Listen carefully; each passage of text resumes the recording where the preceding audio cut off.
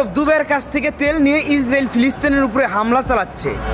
শত্রু কোথায় খুঁজতে যাবেন? শত্রু তো আমাদের নিজেদের ঘরে।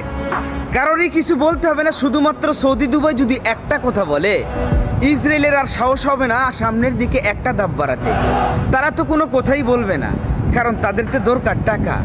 ইসলাম ধ্বংস হয়ে গেলে তাদের কি যায় আসে? তাদের তো রাসূলের দেশে জন্ম হয়েছে, তারা এমনিতেই জান্নাত পেয়ে যাবে। ভালো নেই ফিলিস্তিনে গাজার মুসলমান ভাই ও বোনেরা, ছোট ছোট মাসুম বাচ্চারা, আর তারা মেতে আছে মজ মস্তি, নর নারী আর খেলাধুলা নিয়ে। জেগে উঠো হে বিশ্বের মুসলমান, ফিলিস্তিনের পাশে দাঁড়াতে হবে, ইসলামকে বাঁচাতে হবে, ঘুমিয়ে থাকলে চলবে না। এই ইতিহাস একদিন রোজ হাশরে সাক্ষী দেবে, ইসলামকে বাঁচাতে গিয়ে শুধুমাত্র ফিলিস্তিন যুদ্ধ করেছে, আর আমরা পুরো বিশ্বের মুসলমানরা বসে বসে শুধু তার তামসা দেখে গেছি।